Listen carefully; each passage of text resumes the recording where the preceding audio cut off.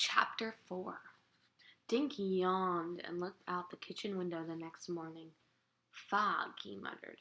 He finished his cereal and put the bowl in the sink. Just then the doorbell rang.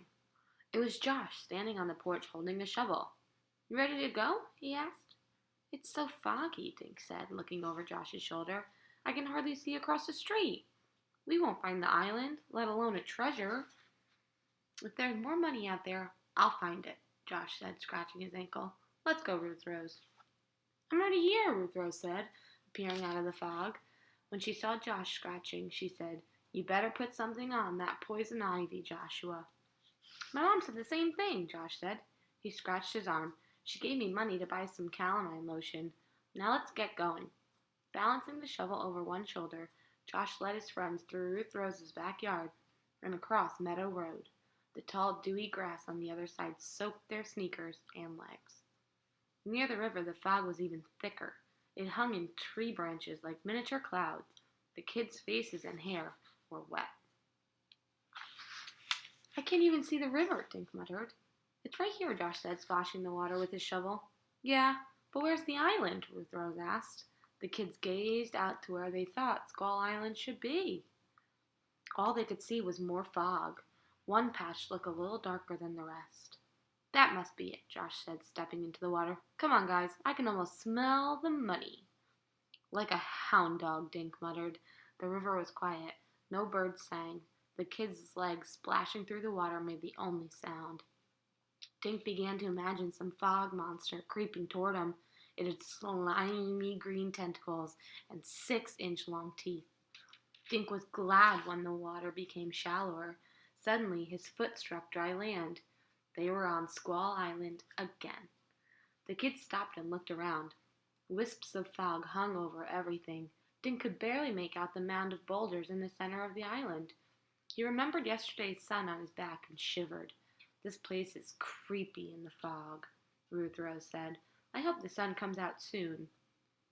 "Okay, Joshua," Dink said. "You've got us out here. Now what?" Josh dropped to his hands and knees. "Help me find the big footprints again," he said.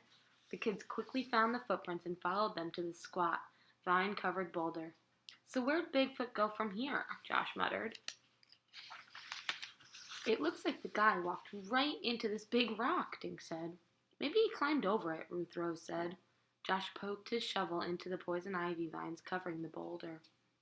The shovel clinked against the stone. Josh tried another spot. This time the shovel went straight in.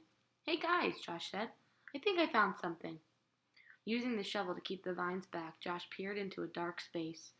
"There are 2 boulders here," he said. "And look," Ruth Rose said, "a little path goes right between them." The path was hidden, covered with poison ivy, leaves, and vines. "He must have gone through," Dink said. But it's all poison ivy," Ruth Rose said. "Wait a sec," Josh said. He chopped at the poison ivy with his shovel until he had cleared a passage. "Just be careful," he said. Single file, the kids walked down the narrow path. Enormous boulders loomed over them on each side. Soon they came to a small, sandy clearing in the middle of the rocks. The rocks were thick with poison ivy. The dew-covered leaves were dull green in the fog. "I feel like I'm in some jungle," Ruth Rose said. "More prints," Josh said, dropping down into his knees. Dink got down next to Josh. "They look like they're from the same guy," Dink said. "But there are so many."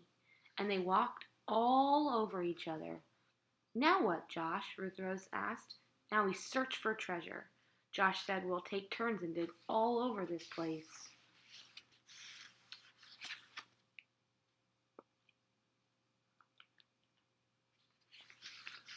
They began digging hole after hole. Ruth Rose found a rusty nail, but no treasure. Soon the kids were sweaty and covered with sand. Josh started filling the holes back in so no one would step in them. Dink flopped down against one of the boulders. "Watch out!" Ruth Rose yelled. Dink jumped away from the rock. Something was sticking him through his shirt. "Ouch! What's poking me?" he asked. He turned around so Josh and Ruth Rose could see his back. "Can you see anything?" Josh grinned. "Just a hunk of poison ivy," he said. "Stop grinning and get it off of me," Dink yelled. "I'll get it," Ruth Rose said. She brushed at the twig with the shovel handle. "Is it gone?" Dink asked, trying to see over his shoulder. This is amazing, Ruth Rose said. Look, Josh. I don't believe it, Josh said. What's amazing? Dink cried. What are you guys doing back there? He was already feeling itchy. This poison ivy is fake, Ruth Rose said. Huh? Dink turned around. Ruth Rose handed him a green sprig. The leaves were plastic and the stem was made of brown wire. You don't get it, Dink said. Well, why would anyone? This is too weird, Josh said. He placed the shovel blade between the boulder and the fake poison ivy. Then he twisted the shovel and pried off a section of vines. It came away from the face of the boulder in a sheet and fell flat on the ground.